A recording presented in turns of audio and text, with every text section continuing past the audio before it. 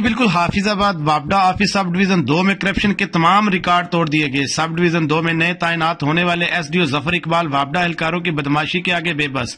آئے روز وابڈا کے ستائے ہوئے شریف شہری جب سب ڈویژن 2 کے دفتر آتے جہاں پر ان کو دھکے دے کر باہر نکال دیا جاتا، جو کہ وابڈا اہلکاروں نے غریب عوام کا جینا حرام کر رکھا ہے. اطلاعات کے مطابق لائن سپرنٹینڈنٹ شفیق ساہی، عرفان خان، قاسم شاہ نامی وابڈا اہلکاروں نے کرپشن اور رشوت کے تمام ریکارڈ توڑ دیے ہیں، جو کہ مختلف جگہوں پر نئے غیر قانونی طریقے سے میٹر لگانے کی مد میں ہزاروں روپے نذرانہ وصول کرنے لگے ہیں. اگر کوئی غریب شخص ان کو رشوت نہ دے تو 15 سے 20 ہزار روپے ڈیمانڈ نوٹس کی مد میں ٹھوک دیے جاتے ہیں. جبکہ عرفان خان جو ایک اسسٹنٹ لائن مین ہے، جس کو قانون کے مطابق نہ تو کسی بھی قسم کا کنیکشن لگانے کی اجازت ہے اور نہ ہی کنیکشن فائل کا ایسٹیمیٹ لگانے کی اجازت ہے، جبکہ جو ان کو بطور رشوت نذرانہ پیش کرے وہ ٹھیک، جو نہ کرے وہ سزا کے طور پر ہزاروں روپے بھرے گا.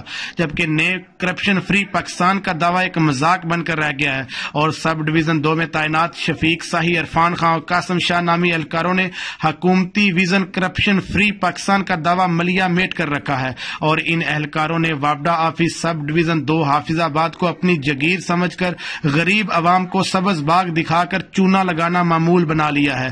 مینو پیسے وخا میرا موڈ بنے کی طرز پر ان اہلکاروں سے ہر حرام کام بھی حلال کروایا جا سکتا ہے. جبکہ سائلین کا کہنا ہے کہ اعلیٰ حکام ان اہلکاروں کے خلاف باضابطہ انکوائری کرے تاکہ حافظ آباد میں بھی غریب کے غربت کے ستائے ہوئے شہری سکھ کا سانس لے سکے. کیمرہ ٹیم کے ساتھ اصغر عباس، بیورو چیف پنجاب، آپ تک نیوز.